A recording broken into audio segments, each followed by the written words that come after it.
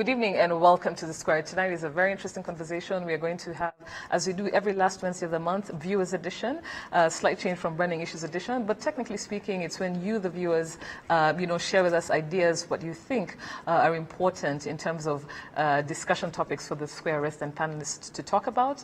No guests tonight, so we are listening to you, our viewers. And the topics that we got for today, amongst others, are the BAL, the Basketball Africa League inaugural season that's happening right now in Rwanda, the upcoming President Emmanuel Macron's visit this week, as well as the eruptions from the Nyiragongo mountain.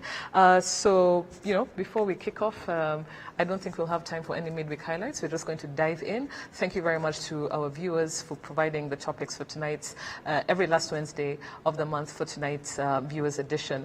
My name's Diana Mpisi, host of The Square. As always, I'm happy to be joined by The Square resident panelist. Charles, I'll start with you. Always a pleasure to have you on board. Same here, Diana. How are you? Good. You're about to say something. Yes, I was about to say just one thing that related to the show that we've christened it Viewers Edition. Yes, exactly. I think that's my burning issue. Yes, it's a more fitting phrase. Brenna Namata, also resident panelist on the show. Brenna, always a pleasure to have you on the show. Thank you, Dan. Great. So we'll kick off with the BAL, acronym for the Basketball Africa League. The inaugural season was happening here in Rwanda, kicked off on May 16th, it ends on May 30th. I'm sure a lot of sports lovers are excited. There's a lot of sort of excitement, in Rwanda right now happening with this particular tournament. And of course, I think many people also hoping and with bated breaths waiting for the Patriots basketball clubs, we're hoping that they'll end up in the finals, so to speak. So my question really to the Square resident panelists, as well as to you, our viewers, if you can join in the conversation using hashtag #TheSquareRW on Twitter, is to do with understanding what the BAL posits for Rwanda in terms of sports tourism and the sports industry. What do you think events like this, Charles and Berna, really, what potential do they have on Rwanda's sports industry and Rwanda's sports tourism in general? I know 3 weeks ago we had Felicite Rwamabika, who is the acting president of the NOC, the Rwanda National Olympics Committee. And we talked about sports in general and the sports tourism industry in Rwanda. It's growing. This is a series of sports events scheduled for this year. We have, I think, the women's cricket, and Charles, you can talk more on that, league that's happening in Rwanda to do with Kwibuka. We also have FIBA Afrobasket that's happening later on in the year. So just starting with the BAL, it's been graced with a couple of superstars, celebrities such as J. Cole, American rapper, and, basketballer playing for the Rwanda Patriots team, other celebrities, and that sort of thing. So generally, I would like to hear from you, both of you, on behalf of viewers, what you think this sort of events have not only on sports tourism, sports industry in general, and just, MICE, meetings, events, incentives, and that sort of thing. So Charles, I'll kick off with you. Thank you, Dan. I think two things. First of all, it's about the opportunity that Rwanda has, and kudos to the government of Rwanda. I just want to smoke some of what they're smoking, because the huge investment that has been put into MICE and Visit Rwanda program, and in the campaign around sports infrastructure, and it's phenomenal. At a time, it's always very important to put things in context. 2 decades plus ago, people had written us off.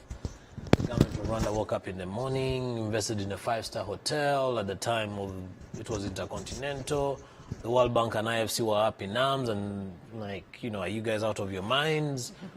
Fast forward, we have more than 5-star properties in the country.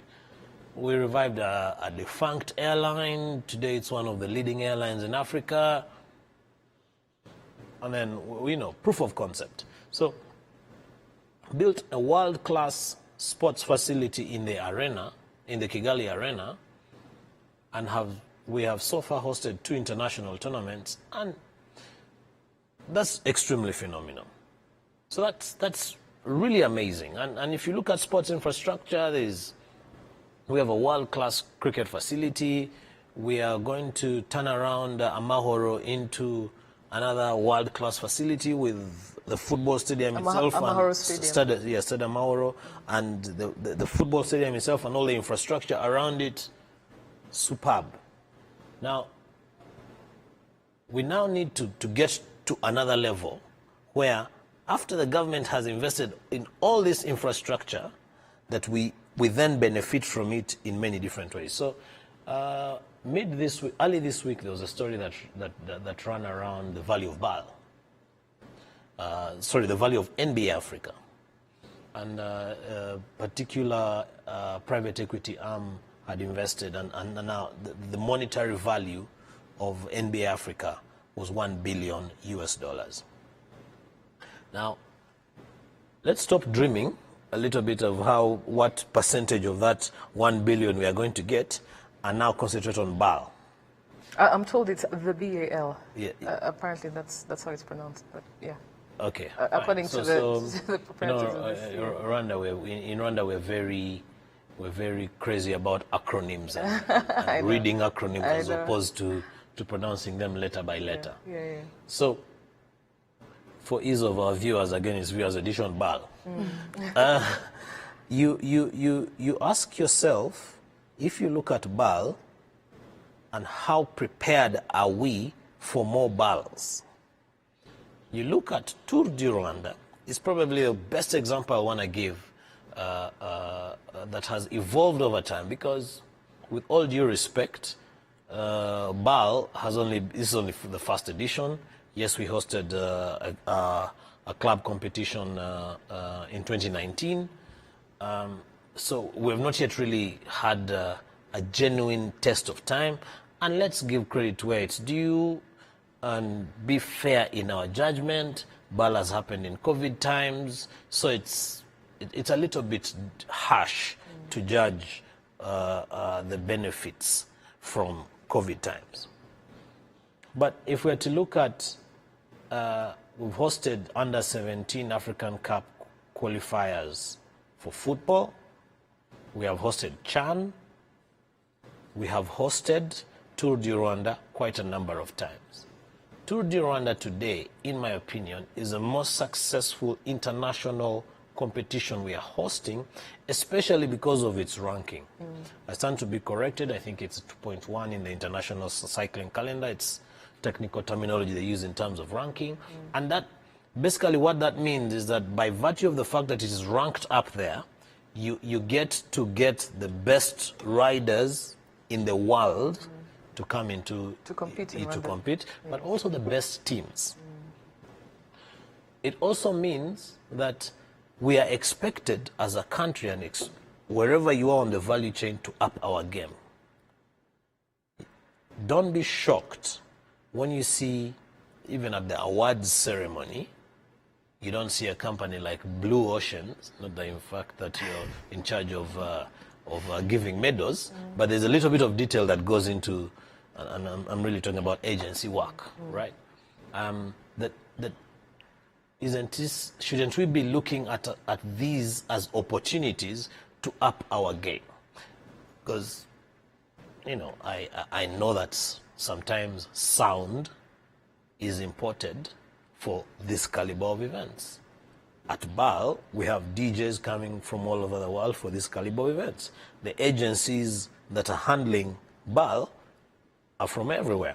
So we need to up our game. We need to up our game because the opportunity that is before us is enormous. And by virtue of the fact that government has invested in this infrastructure, it's ours to lose. Yeah. Absolutely. And it's very interesting, Charles, that you say that we need to up our game as local suppliers when we have all these international events. I know on social media there was some outcries from, social media personalities, sports personalities. Why is Rwanda being left? Why are local whether it's local artists, whether it's local agencies or sports commentators, why are they being left out of the game? So I think it really takes home your point in the sense that it's not business as usual. If we're having these international events, let's really strive for the best of the best, you know, like global world-class standards. I would like to go back to that later in terms of, well, do you think we're not doing it? What are some of the challenges? If I I start may, with Brian? Yeah, carry on. if I may, I think let's handle this criticism positively.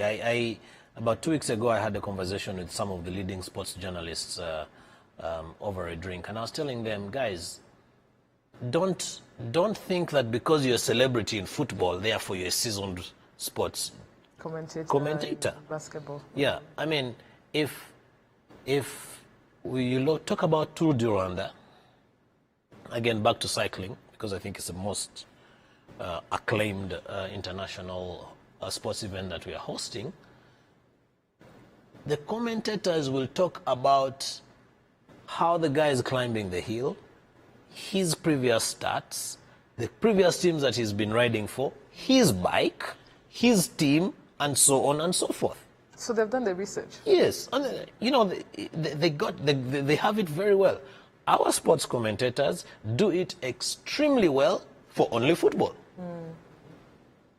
So I want, again, what I told these two gentlemen was that, let me challenge you to up your game. You have what it takes.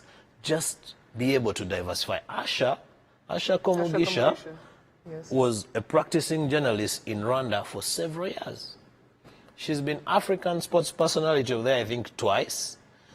And there is no single sport that I know Asha will commentate on literally every single sport, including Ledo tennis, if it exists at all. Yeah. So I think it's an opportunity. It's a wake-up call for everybody. It's not only the sports journalists, the cab drivers, the guys who sell food, merchandising, Patriots, jerseys went onto the market, I think on their third game or something. Yeah? Yeah, So this should have something that yeah. started So before. it's a wake-up call. It's good. It's you must be beaten in order to rise. Absolutely. Yeah. So I think because there's more to come, the arena is not going anywhere. Tour du Rwanda is not going anywhere. Gahanga is not going anywhere. When Remera is eventually done, it will not go anywhere. So it's ours It's an to lose. opportunity for us to Yes. shine. Yeah. Brenna, over to you. I think it's a difficult one because you can't really have strong views around an event that has happened with COVID. You know, organized around the COVID situation, because there are lots of restrictions, and whether that is what is undermining the event, or even if it wasn't COVID, the event wouldn't do well. We don't know. But I think for me, one, it's exciting to see these events happening in Africa. I agree. Many of us would have grown up watching these tournaments on television, you know, and never imagined that you can actually, one, have the stars on the ground and actually see them and you know, state-of-the-art infrastructure. So there's that, and also the marketing. On one hand, I feel bad that there's not a lot of coverage around the other players, you know. Well, So you think there's a certain player that took all the attention? yes, and rightly so. They've earned it. Yes.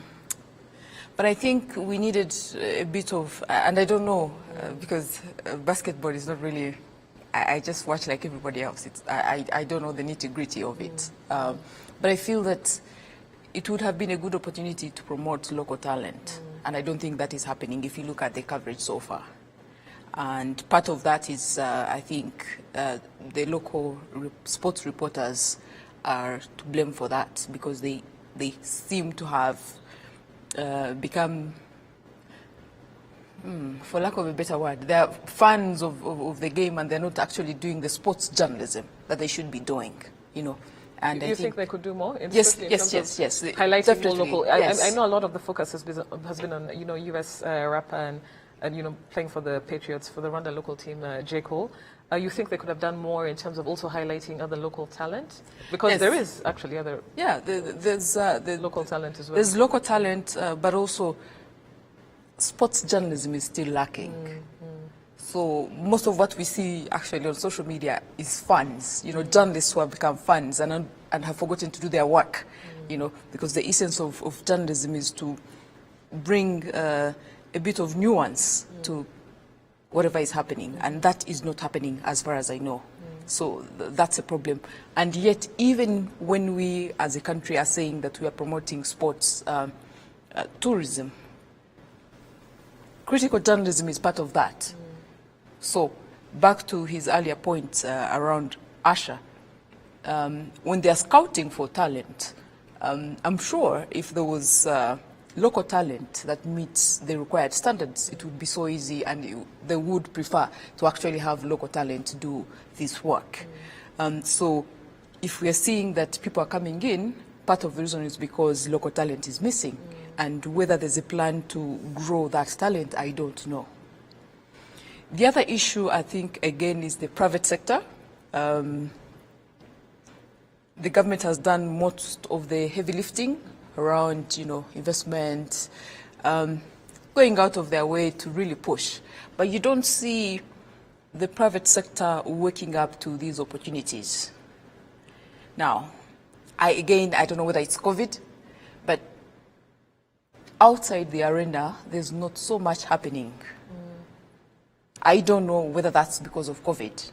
But that's a good question. I would think it is, in terms of, the fans are limited. You can't get into the arena. No drinks, no food, nothing. Literally, it's your COVID test, social distancing. So a chance for sort of private sector to play a role in this amazing opportunity, I think it's limited by COVID restrictions. Don't you think? I don't know. Again, based on what we see. Again, yeah. I don't know, but I would have imagined, for instance, if it is merchandise. Yeah, which is, and I know it's something we talked about on the before. You can merchandise, fans can get all this before they even come with it to the event. Before the event, but why don't we have these shops selling merchandise throughout the year? Yeah. Who is stopping them from selling merchandise? Yeah. Why don't we have mugs of the Patriots? Why don't we have mugs of the different teams, of the different players? Who is stopping them? So we still have an issue around the private sector, and that reflects, in a way, the disconnect between the people in boardrooms who are making decisions and strategy, and then, the people who are supposed to benefit and implement some of these things. So I don't know, we need to strike a balance around that. But overall, if you ask me, I think the coverage right now that Rwanda is receiving because of its sports tourism shows the potential. And I think what really remains is how you ensure that the benefits of that are well distributed, and it is not, it doesn't become an event where you just have foreigners come in and leave, without the local population really benefiting from the tournaments. Absolutely. I found it very interesting to see that some of the spokespeople, the heads of these institutions, whether it's the BAL or FIBA, was saying that, the next season will have more brands, especially in the private sector. They'll be more inclusive and more deliberate about having more brands participate, from the private sector, and also elements such as, a women's league as well coming in. So ideally, looking at next year, I think Rwanda is also hosting next year. It's 2 seasons, if I'm not mistaken. And I hope this sort of conversations is something that we'll see happening in terms of fruition, coming to fruition, in terms of having more brands, having more understanding of opportunities around these very huge competitive and international events for merchandising and everything that you've said. Before we... Yes, just one more thing, and... you alluded to this, Dana, and it's around, and I think Sabana who alluded to it, around stardom and what's it. So let's appreciate that whether it's Tour du Rwanda or BAL or teams like that or events like that, these are club-based. So it is about individual merit. So let's not be too sentimental about the top 10 riders in Tour du Rwanda not coming from Rwanda. We're even forgotten the Kigali. winner? Yes. Bring up the- I mean, we're hosting the Kigali Peace Marathon, which is one of the biggest marathons that people look forward to in Eastern Africa. And something that I should have said earlier on is that one of the other reasons why these big competitions are coming to Rwanda is because of the prize money for elite, for the professional athletes. There's a lot to gain. There's the main reason why Patriots had to really pump up the quality of their club is because of the quality of games that we're playing. So let's not be too sentimental. We don't need Jean Damascene Bakundi Bishimbo to be dribbling around. We need quality. We need quality at the Charlie, club level. I would disagree with that. No. That's how it is, because whether you like it or not, Chelsea is playing Manchester City in the finals of the Champions League. Both of them are English clubs. But the majority of players... They are not even playing in England. They are playing in Portugal. The majority of the players are hardly English. Even those who are English have been made English. Yeah, assimilated into... The dynamics of club sports, especially elite club sports, is a totally different game. I mean, Yes. it's... I think it's okay that you have the stars, yeah, but we can't overlook, for instance, let's look at a country like Jamaica. Jamaica is a population of around 3 million, I think. But everybody knows Jamaica. Why? Because Jamaica produces Usain Bolt. And the whole world knows Let's Usain compare Bolt. apples with Yeah? apples. No. But let her finish. We're But talking no, about clubs. No. Clubs. We're But Brenda is we're talking also- about individuals. And I will educate you about the Jamaica Talawas. Wait. But just let her finish. And I think Let me Brenda is finish. also alluding to sports Yes. in general and churning out sports talent, The point I'm trying to make is that it is good to have stars come and compete. I'm not saying there's any problem with that. But we also have to be deliberate in terms of promoting local talent. And why do you need to promote local talent? One, we know that role models are important. You have to draw a link between the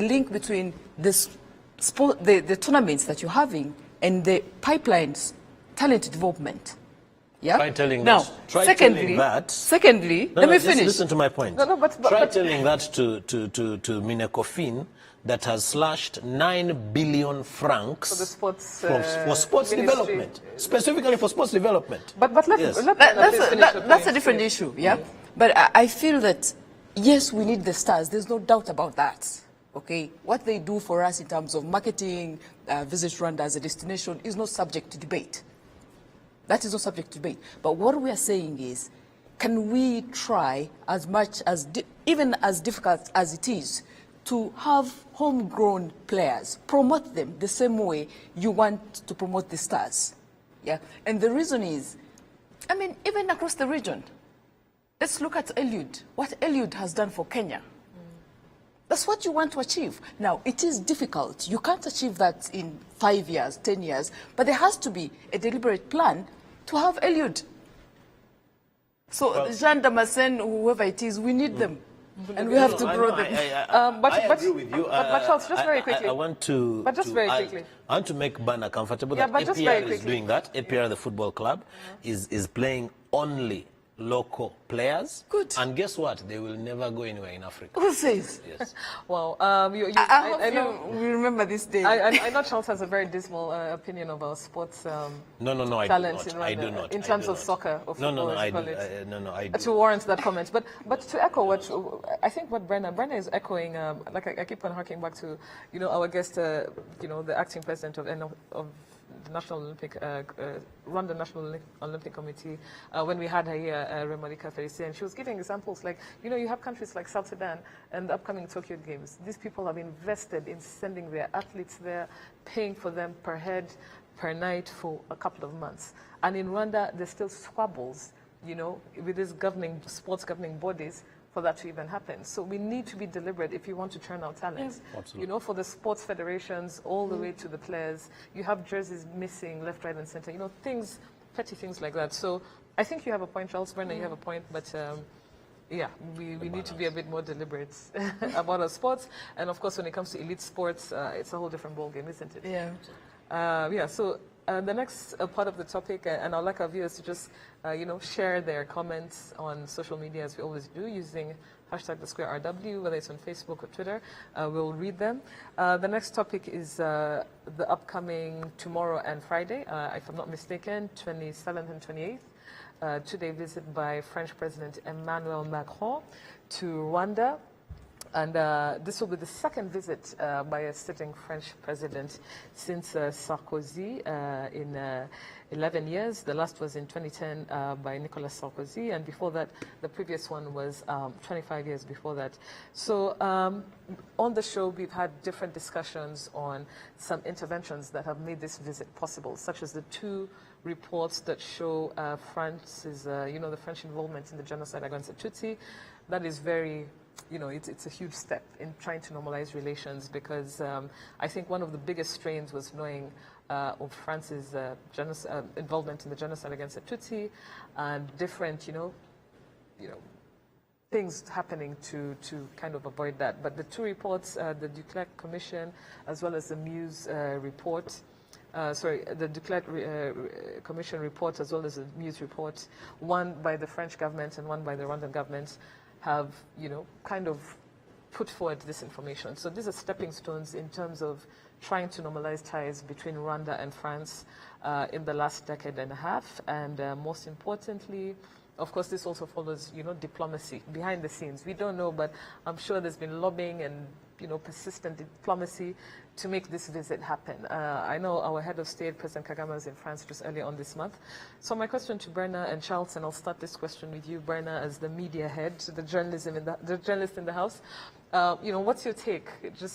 What's your take on this visit by President Macron to, in terms of normalizing ties between Rwanda and France, and you know, making it a better foreign diplomacy story between both countries? Bernal, over to you. I think it's exciting to see what has been happening, and we must recall that this is, like you mentioned, work has been going on over the last, I think, about 15 years. At some point it was hot and cold. Now we seem to be having a steady hot.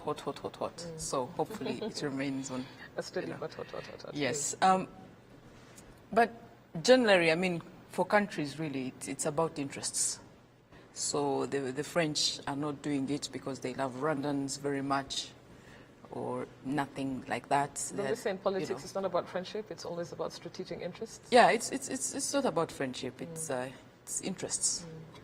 And I like that. If you look at, of course, again, 15 years, the relationship over 15 years, you can see a move towards equal partnership. Now, as in life, a relationship of equals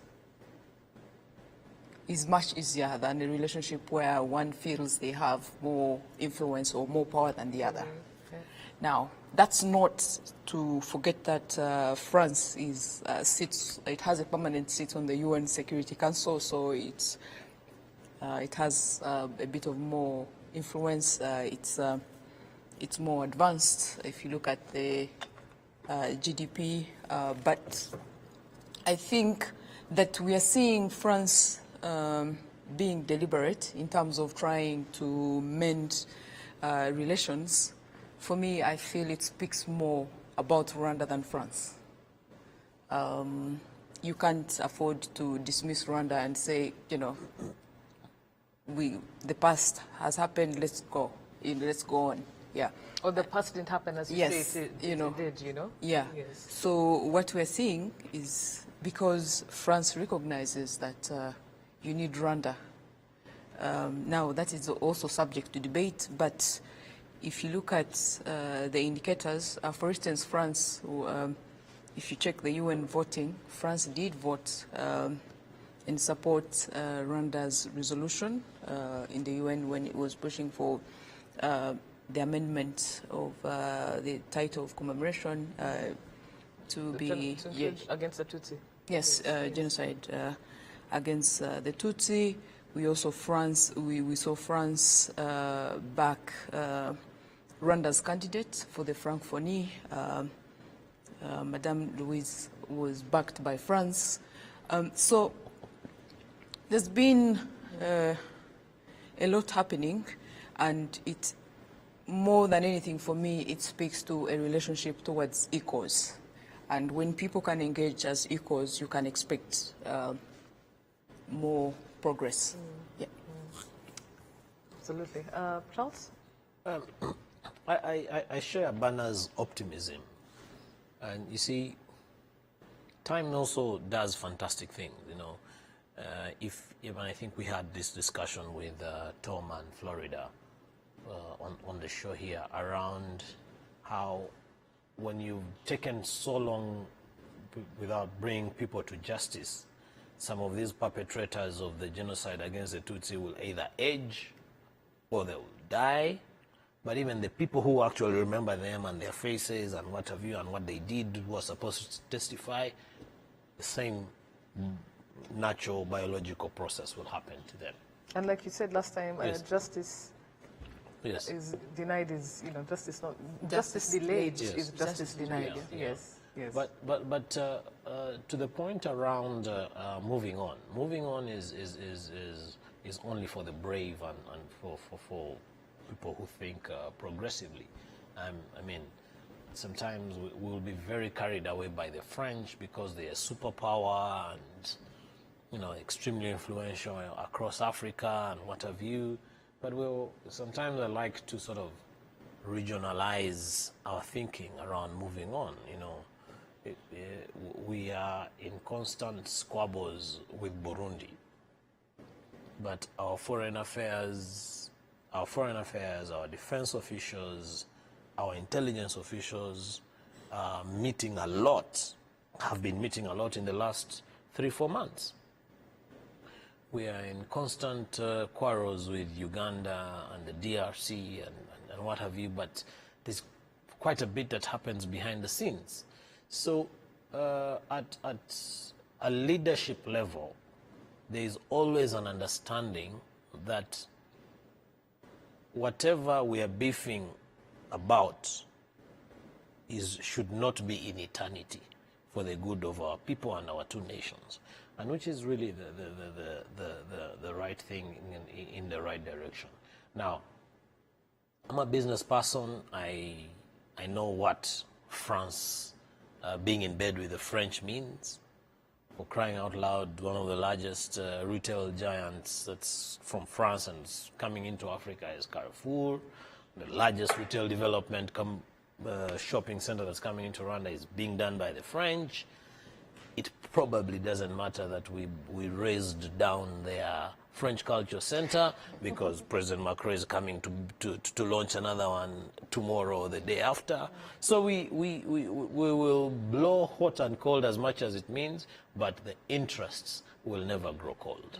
Yeah. I think you and Brenna, which is rare to see, are agreeing on the fact that, yeah, it's all about strategic or special interests, not, you know, sentimental friendships and that sort of thing. Because she's not Atlant French. And time, you know, the only thing that doesn't change is that everything keeps on changing, so to speak. So this is one example of that. I'd just like to let our viewers know, please share your comments on our social media page regarding the topics that we've discussed. The next topic last topic for today is the Nyiragongo volcanic eruptions. So I don't know about you guys, but I've been feeling tremors at all odd hours of the night, especially for people who live in double-storied houses. it's a bit hectic.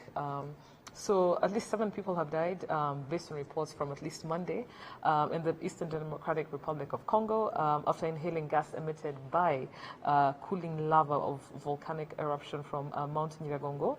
This was according to Radio Okapi, local radio in Goma. In Rwanda, lava from the Nyiragongo eruption damaged between 3 and 5 hectares of crops in Rubavu district, as well as 40 houses that were damaged by the earthquakes following the volcanic eruption.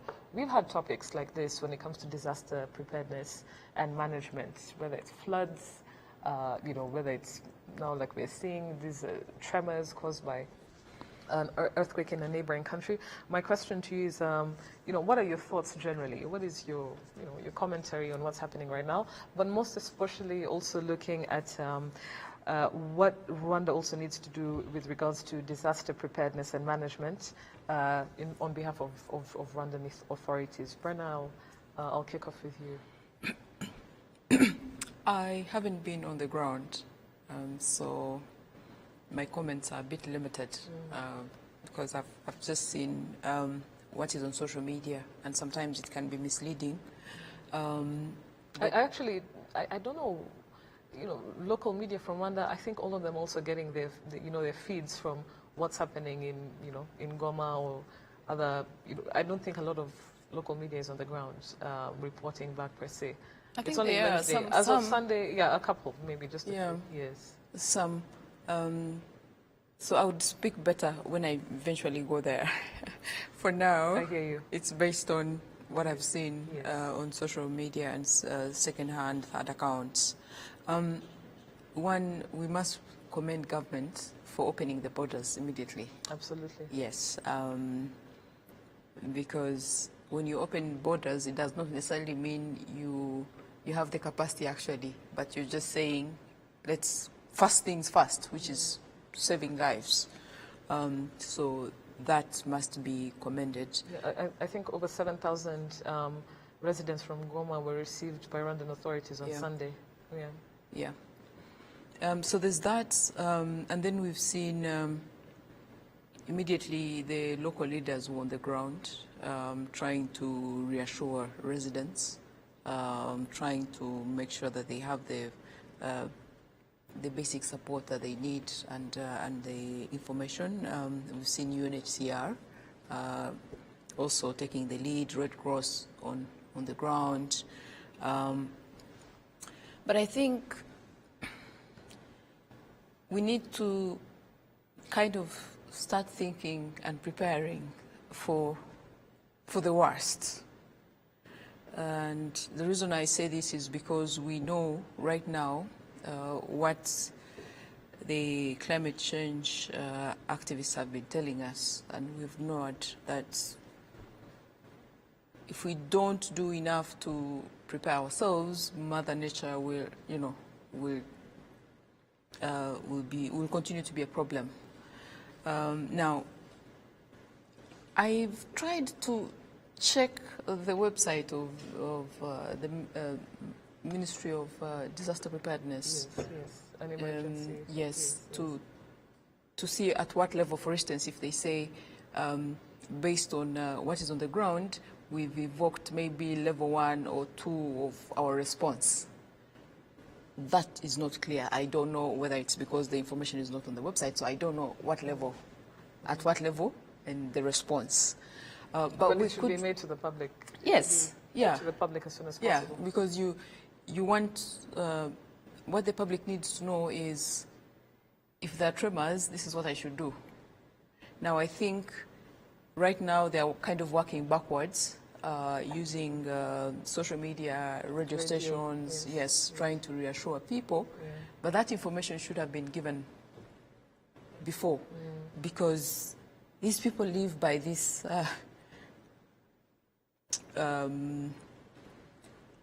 place that everybody knows at some point there's a risk of these eruptions, Absolutely. So why do we wait that it happens and then you have officials working backwards trying to communicate, communication, crisis communication, really. Secondly, we have to prepare because we'll be overwhelmed. Because remember, we still have the COVID emergency, that we're dealing with, and now you have natural disaster. We don't know about the rains, but even that is still, hanging. So I'm not sure we have the capacity to effectively respond. And when we talk about response, it's at different levels. But I think what is most important, one, saving lives, two, recovery. If you look at how many families have been displaced right now, what happens to them? So what plan is there to give, help them rebuild their lives? As we speak, the UNHCR is facing a funding shortfall. So again, there's a problem. I don't know, for some reason, the corporate companies are not saying anything as this is happening. This happened on Sunday. Today is Wednesday. I haven't seen any of the corporates saying, oh, we are donating something.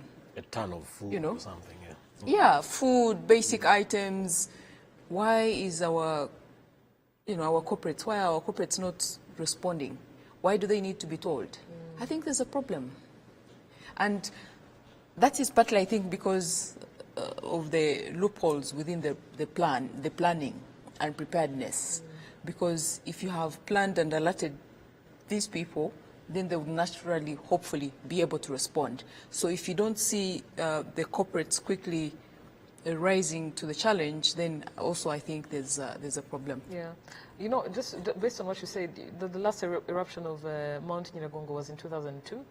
Over 100,000 people were displaced. So I would think that from 2002 to 2021, you have like at least annual scenario plannings in the event that it erupts. I know there are like sort of seismic readings, there's sort of predictions to this sort of thing at the end of the day, but at least there's sort of, foolproof scenario plannings in terms of issues like this. And I'm not talking about floods, I'm just talking about, this whole volcanic eruption, based on what happens in Goma, how it affects Rwanda, and that sort of thing. So going back to the Ministry of Emergency Management, former disaster preparedness and planning, there should be an element with various stakeholders to scenario plan years into the future.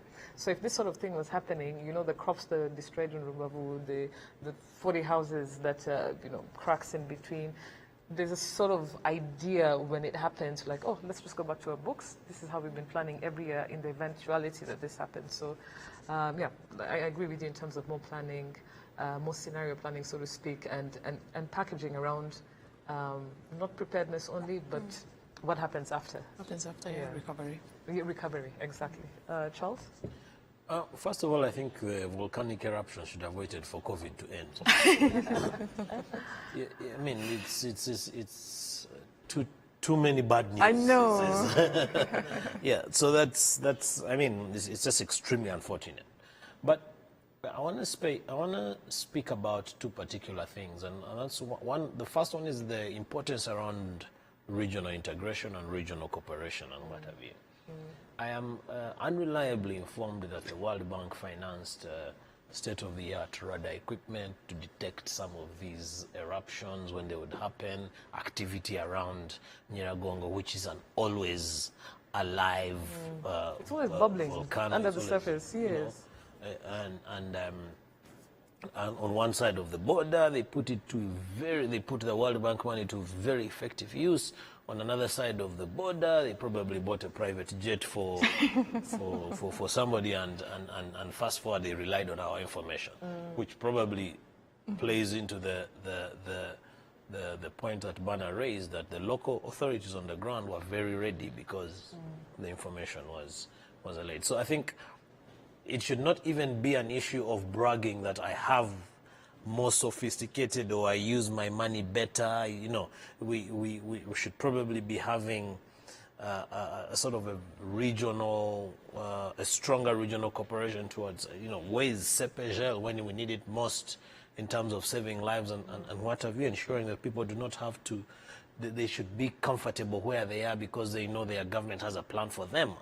And as CEPGL. And this is the point CEPGL exists. Yes, right? yes, exactly. As a regional body. Yeah. So I think some of these things happen, and however unfortunate that they are, but they should be really wake-up calls to remind us that we these regional blocks exist for a particular reason. The second one is really around the post management and playing to your point around when some of these things happen and recovery. So now I'll give you an example of managing refugees. So in Rwanda, we do not allow temporary shelter that is made by plastic sheeting, for the reason that for you to use that plastic sheeting, you need to cut trees that support it. You need to use trees that support it. Now, for you to get those logs, it means you need to cut trees. So they were banned. Fast forward, we find ourselves with thousands of people who have no shelter. UNHCR probably has rolls of the plastic sheets, but we can't use them. So we're saying, no. We are very clear, and rightfully so, on protecting our environment and our trees. Wait for tents, or put the people in tents. Which tents, if you ask the entire Rwandan business community to deliver 200 tents in 1 week, it's almost next to impossible. Back to Bernard's point around preparedness. So we have said don't do this, but what mechanism have we put in place to ensure that the alternative of temporary shelter is readily available? Within our, yes. our what we want. Yes. So I eavesdropped a conversation yesterday. Someone was asking, "Oh, how much can you get from Kenya? How much can you get from Dar? How long would it take to get family tents from Dubai?" And so on and so forth. And well, we didn't know the volcanic eruption was going to happen. Neither did we know that thousands of people were going to come, because I think, for crying out loud, the district of Rubavu was hoodwinked, because on one day thousands came, and then the following day we gave them buses, escorted them to the border, and then, They left. and then the following day they went and told all their brothers and cousins and neighbors, it's hot, let's go back. Yeah. So I think it's really around better planning and especially around everything that is required to. So if you put in place a certain policy, you need to have in place a mechanism where the alternative is also readily available. Yes. Absolutely. Okay, so we've come towards the end of the show. I would like to just hear closing remarks from you, Charles and Berna, with regards to the topics that we've discussed tonight. Of course, we don't have time to discuss everything that our viewers have asked us to discuss. I'm seeing everything from Momo charges to a lot of topics, so to speak, to coup d'etats in different Western African countries. I think these are things we'll schedule for the last Wednesday of the month for the viewers edition. But just to wrap up, I'd like to hear closing remarks on, Berna, and I'll start with you. The sports industry in Rwanda. Just to recap some of what you said, President Emmanuel Macron's visit this week, as well as lastly, preparedness to do with natural disasters. I think one thing that COVID has taught us is that you can look outside, but you don't know what will happen. So you may be forced to look inside. And that has been the main learning from COVID, which should apply to whatever we try to do. Let's look within to be able to deliver Yes. for yourself and your people. Yeah, so even with sports, I think what is sustainable is to have a deliberate plan in place and execute it to build the critical mass of stakeholders around whatever we are trying to build. So if it's sports tourism, make sure that you have local talent, one that can do the commentary, you have local talent that can actually play, you have local talent that can entertain. So we need to see that, because who knows the next pandemic, when the borders are shut and people cannot travel, what are you going to do? With regards to France, again, it's not emotional, it's interests. You scratch my back, I scratch your back. That's what it's about. So let's not try to, have emotional arguments around the relationship. And perhaps focus on the opportunity that it presents. Yeah. Absolutely.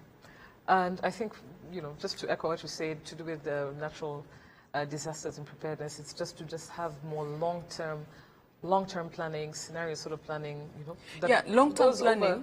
over years, Yes. not to wait for these events to happen. Long-term planning, but most importantly, focus on community groups, Yes. building a critical mass again of local community groups that can help.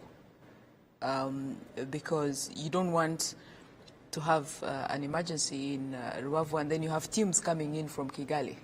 You don't want to have that. That's not sustainable. You want to make sure that, the community itself is able to respond. Yeah, Absolutely. So you have to build that capacity. Yeah. And it takes time. I like that you focus on it, from a community-based, solution-oriented, but from a community-based perspective. Charles? I'm in love with the government of Rwanda. As always. The amounts, sports infrastructure, anything especially around infrastructure, it blows us away, and I think it's extremely important to give credit where it's due. Let us squeeze all the juice we can out of this, I want to see people who specialize the way you, for example, in my business, in property and facilities management, say, when it comes to maintaining a stadium, I'm really good and no one beats me, and because that line is good. When it comes to an agency or a sports journalist, as we're saying, or advertising or writing or whatever, the opportunity that has been presented before us around sports is extremely amazing. To my friends and relatives who thought they did not need to learn French, I want to tell them it's not too late. Yes. And this is because, because of you're alluding to President Emmanuel Macron's visit. No, and a lot more. It's just the beginning It's of the importance of I think I'm one French. I'm one of your friends and relatives. As always, it's always a pleasure just having this sort of frank talk between you, Berna, and you, Charles, as the Square Western panelists. Thank you to our viewers Edition, for giving us, ideas on what we discussed that's relevant not only to Rwandans who are watching, but also to people outside of Rwanda in terms of what's happening in the country.